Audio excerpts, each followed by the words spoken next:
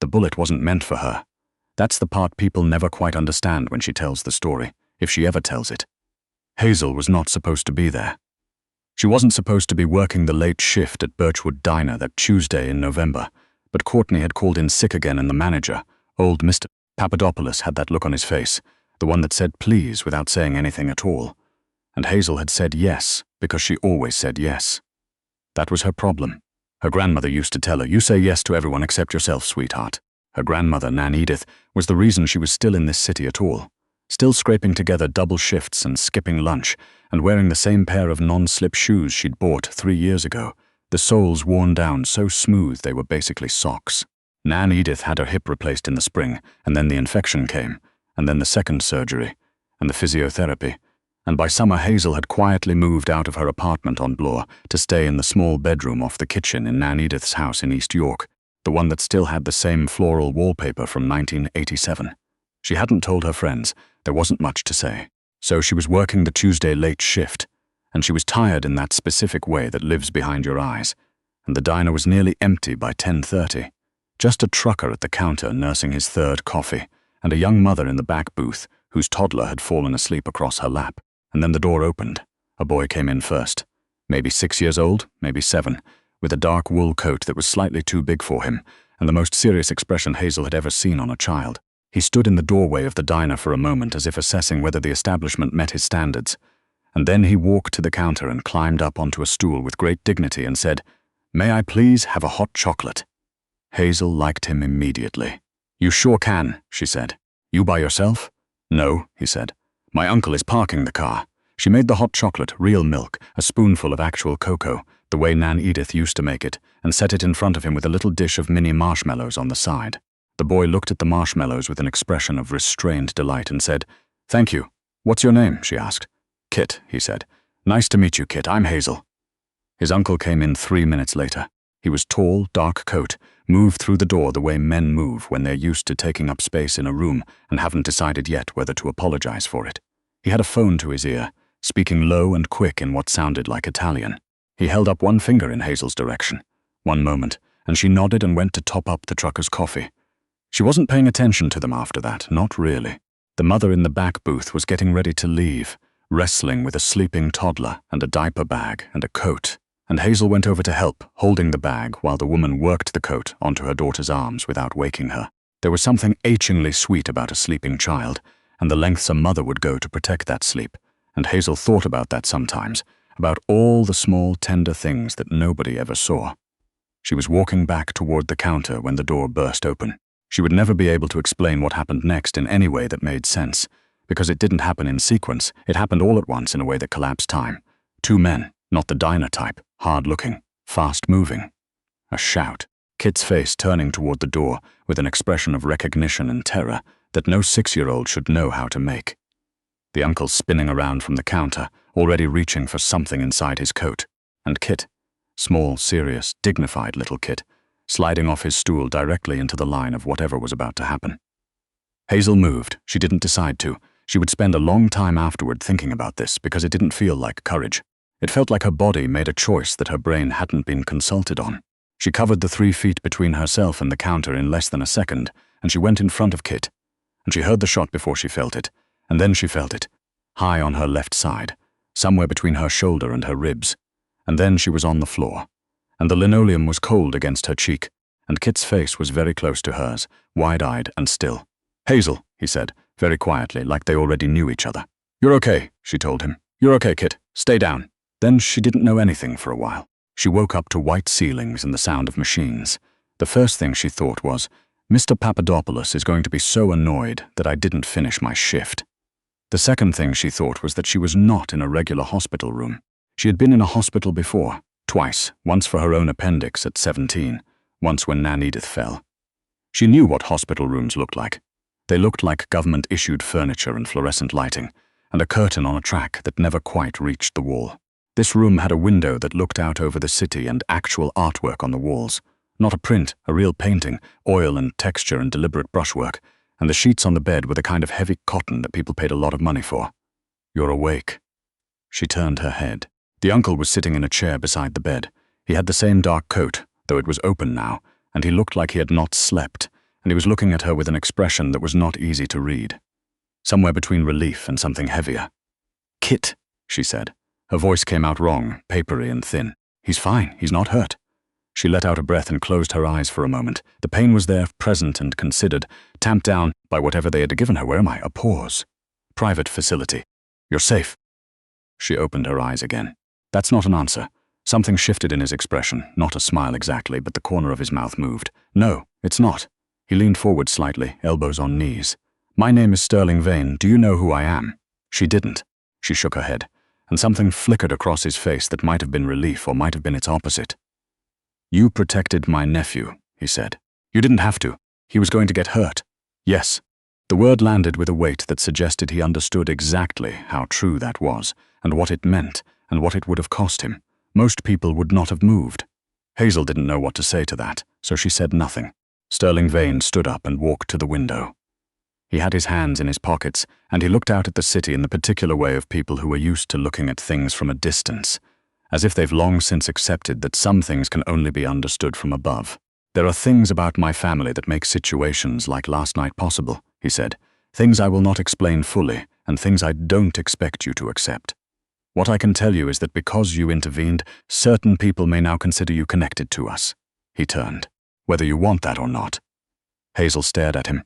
"I was working a diner shift. I know I made your nephew a hot chocolate. I know that too." He said it without any inflection, but there was something behind it, something almost careful. "I'm trying to explain to you that your situation has changed because I got shot, because of why you got shot." He paused, "and because of what I did while you were unconscious." The room was very quiet. Outside, she could see the orange smear of the city at night. "What did you do?" she said. Flat. Not a question. He came back to the chair, sat down, met her eyes directly, and she gave him credit for that, for not looking away.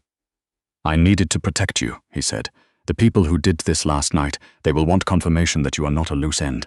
The most effective way I could ensure your safety was..." He stopped, seemed to be choosing words with unusual care. "There is a document, filed yesterday morning while you were in surgery." Another pause. "A marriage certificate." The silence stretched out long and strange. "I'm sorry," Hazel said. "A marriage certificate," he repeated. "Between yourself and me, it is legal. It has been recorded." She looked at him for a long moment. Then she said, "You married me while I was unconscious." "I did. Without asking me. You were in surgery. You could have waited. You might not have said yes. I definitely would not have said yes." Her voice came out sharper than she meant it to, and she felt the pull of pain through her side. She pressed her lips together and breathed through it. When she could speak again, more quietly, "You can't do that. You can't just... That's not legal." "It is legal," he said, and his voice was very steady, the way people are steady when they're used to things being the way they say they are. "I have the documentation, then undocument it." Hazel. It was the first time he'd used her name, and the sound of it was strange, deliberate, careful, like he was aware of the weight of it. "If I annul this immediately, you have no protection," he said. "The people who were in that diner last night will assume you saw faces and heard things, which you did. They will not accept the word of a woman who works a late diner shift in East York. But they will accept the word of my wife." He said the word carefully, as if testing it. "And no one in my world will touch my wife." Hazel looked up at the ceiling. The painting on the wall beside the door was of the lake. Georgian Bay, she thought, all that grey water and sky. She'd been up there with Nan Edith when she was 12. "I have a grandmother," she said. "She lives in East York. She had hip surgery in the spring. I know. Her name is Edith Morrow. She is currently being looked after." Hazel turned her head. "What does that mean?" "It means that as of this morning she has a private nurse and her prescriptions are paid for, and her house has a new security system." Hazel opened her mouth and then closed it again. "I'm not trying to control you," Sterling said, reading something in her expression. "Or her. I'm telling you that I understand what your life looks like, and I understand that I've upended it, and I intend to take responsibility for that. By marrying me without my knowledge. By keeping you alive," he said quietly. "The marriage was a means to that end. If you want it to be nothing more than that, a legal arrangement, a name on a piece of paper, I will not ask anything of you that you don't agree to." She stared at the ceiling for a long time. "Kit," she said finally, "can I see him?" A pause. Then yes. He came to find her the next morning, before she'd even finished the breakfast the nurse brought. Scrambled eggs and toast and tea, and the toast was the good kind, thick-sliced sourdough. And even through everything Hazel noticed this, because she hadn't had good bread in a while. Kit knocked on the open door with his small knuckles, and waited to be acknowledged, which she found so formal and so charming that it made her throat tight. "Good morning," he said. "Good morning, Kit. Come in." He came and stood beside the bed. He was wearing a different coat today, one that fit him properly, navy blue, and he looked like he had slept and eaten and been carefully looked after. He had his uncle's eyes, she realized. Same dark color, same stillness behind them, but where Sterling Vane's eyes held caution, Kit's held something more open, a kind of earnest assessment. "Does it hurt?" he asked, looking at her side. "Not too bad," she said. "They gave me good medicine." He nodded as if this confirmed something he already suspected about medicine. Then he said, "Why did you do it?" She considered the question the way she'd been considering it since she woke up. "I don't know exactly," she said honestly. "You looked scared. I didn't want you to be scared." Kit looked at the floor. Then he said very quietly, "My mum died when I was 4.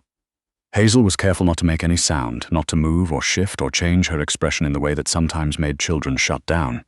"I live with Uncle Sterling," Kit continued. "He is good, but he doesn't always know what to do about things, like hot chocolate." He paused. "He never puts marshmallows." "That's a serious oversight," Hazel said. Kit looked up then, and for the first time the serious expression broke, just slightly, just at the edges, into something that was almost a smile. "Yes," he said, "it is. They were not asked to appear in public immediately. Sterling gave her time, a week in the private facility. Then a room in his house in Rosedale that had an actual window seat and a view of the garden, the kind of November garden that was all structure and bare branches and dignified emptiness. She was given a phone number for a doctor and a number for his assistant, a brisk woman named Hadley, who had the energy of someone who solved problems before they became problems. The house was large and quiet. There were staff who moved through it efficiently and invisibly, and there were occasionally men in the hallways who were clearly not decorative, and there was Kit, who appeared at her door every morning with the same knocking and waiting protocol, and who, she learned, had opinions about books and a deep distrust of anything with raisins in it. She called Nan Edith every day. "The nurse they sent is wonderful," Nan Edith said on the 3rd day. "Her name is Priya, and she makes a very good chai." "Good," Hazel said. "She said you're staying with a friend." "That's right, a friend," Nan Edith repeated, with the tone of a woman who had lived long enough to identify a half-truth in the dark. "Nan, I'm not prying, sweetheart. I just want to make sure you're being taken care of." Hazel looked out at the November garden. "I am," she said, and found, oddly, that she meant it. She met the others gradually. A dinner, the first week. Sterling had guests, 2 men and a woman, all impeccably dressed, all with the particular stillness of people who had long since learned to show nothing. She was introduced as Sterling's wife, and she watched each face as he said the word, and each face held, gave nothing away, accepted the fact of her as if it had always been true. She had told Sterling beforehand, "I won't lie about loving you. I'll be polite and I'll be present, but I'm not performing something I don't feel." He had looked at her for a moment with that unreadable expression. Then he said, "I'm not asking you to perform anything. I'm asking you to sit at my table and be yourself." She had unexpectedly found that doable. The guests were not kind people, she thought, in the fundamental way she understood kindness. They were polished and intelligent and spoke in the way of people who were used to weighing everything, including words. But they were interested in her, in a way that felt less like curiosity and more like calibration. She was being assessed, she knew. She kept her spine straight and answered questions directly, and when one of the men said something dismissive about the neighborhood she'd grown up in, she looked at him pleasantly and said, "Yes, Scarborough does get underestimated, mostly by people who've never been there." Sterling, beside her, was still. The man smiled, sharp and brief. "You'll do," he said, which she understood was a verdict rather than a compliment. Walking back upstairs afterward, Kit appeared from the direction of the kitchen, still in his pajamas, holding a glass of water and looking like someone who had very definitely not been listening from the stairs. "You said Scarborough," he said. "I did. My mum was from Scarborough." Hazel stopped. "Was she?" "Western Road," Kit said. Then, as if this required formal acknowledgement, "I think that's good." She thought about it later, in the window seat with the garden dark and still outside, the city orange on the horizon the way it always was. She thought about the way he'd said it. "I think that's good," with all the gravity of a small person who had given the matter serious consideration. She was not in love with Sterling Vane. She wanted to be clear about this, even in her own head. He was not easy to be around. He had silences that lasted too long and a way of looking at things, at her, that made her feel observed rather than seen. He had married her without asking, which she had not forgiven exactly, though she understood the logic of it the way you can understand a thing without excusing it. But he brought her books from his library without explaining why, just left them at her door, and they were always the right kind of book, the strange and atmospheric ones, not the obvious bestsellers. He told Kit not to bother her when she was resting, and then personally checked whether the nurse had brought her the right medication. He ate breakfast at 6 in the morning, alone, at a small table in the kitchen, and she had come down early one morning and found him there with a newspaper and a coffee, and he had looked up and said, very simply, "Sit down," and she had. They had sat in the kitchen while the house woke up around them, and it had been not comfortable, not entirely, but honest. The kind of quiet that didn't need to be filled. The thing she hadn't told him, hadn't told anyone, was that before that Tuesday in November, before the diner and the hot chocolate and the cold linoleum and everything that came after, she had been very close to giving up. Not in the dramatic way, in the quiet way. The way where you stop looking forward to things, stop planning anything more than a week out, stop sleeping properly, stop letting yourself want things, because wanting things that don't come is its own particular kind of exhaustion. She hadn't wanted anything for a long time. And then Kit had come through the door of Birchwood Diner with his serious face and his coat that was too big. And she had made him a hot chocolate with marshmallows, and something in her had woken up. Just a small thing, just the pleasure of someone appreciating something small she had done.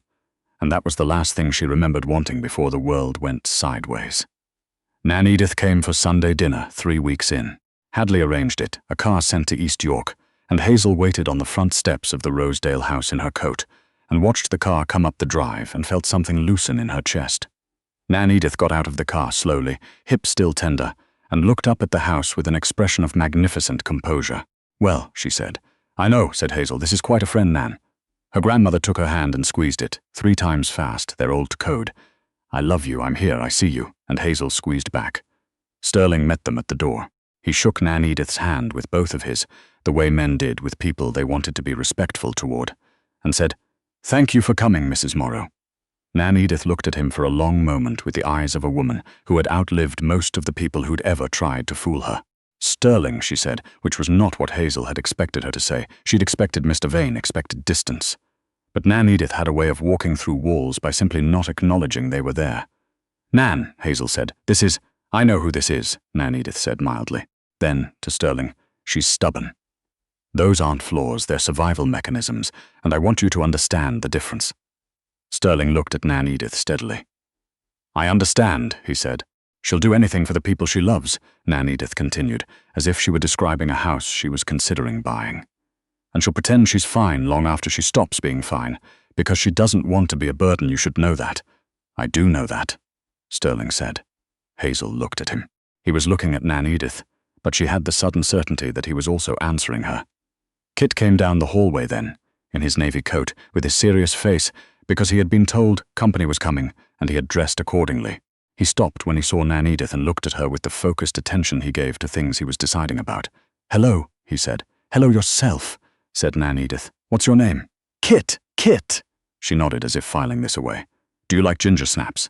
Kit considered the question. "I haven't decided," he said. "That means you haven't tried the right ones," Nan Edith said, and looked at Hazel. "I brought some from the tin." The dinner was the best thing that had happened in that house in a long time. Hazel knew this without being told, knew it from the way the staff moved through the room a little differently. From the way Sterling sat at the head of the table watching his nephew talk to her grandmother about ginger snaps, and seemed for the first time since she'd known him to have put something down. Some weight he'd been carrying so long he'd stopped noticing it.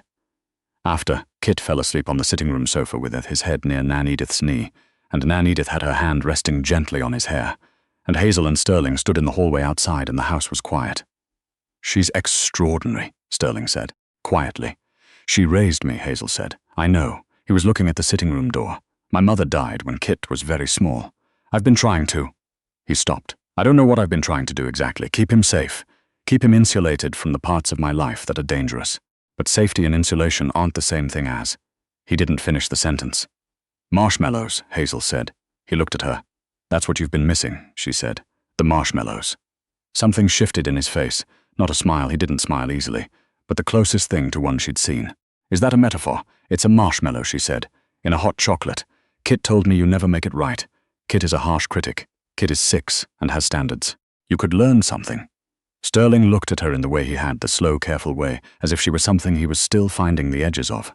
"I'm aware," he said quietly, "that I've given you no reason to stay, that what I did, how I did this, was wrong. That you are here because of circumstances I created, and not because you chose to be here. That's true, she said. I want to ask you something. She waited.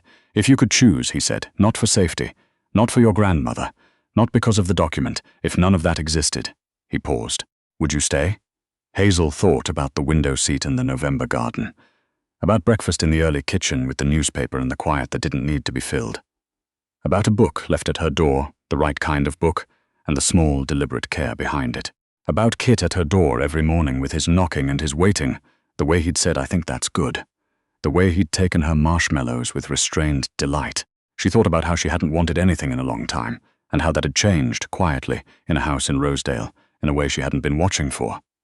I haven't decided yet, she said, the way Kit would have said it, with full seriousness. But I'm not staying. Sterling was quiet for a moment. Then he said, I'll take that. It's all you're getting right now. I know. She looked at him. Sterling, yes. Tomorrow morning, breakfast. You're making the hot chocolate. I'd know how to make hot chocolate, not with marshmallows. I can learn marshmallows. Nan Edith can teach you, she said. She taught me. He nodded once, seriously, as if this had been proposed and agreed upon. And then they stood there in the hallway of the quiet house, in the city that was orange and enormous outside the windows. And from the sitting room came the low murmur of Nan Edith's voice telling Kit something. And Kit's low voice answering, and it was not a thing that could have been planned or engineered or filed away in any document, this particular moment, this particular warmth.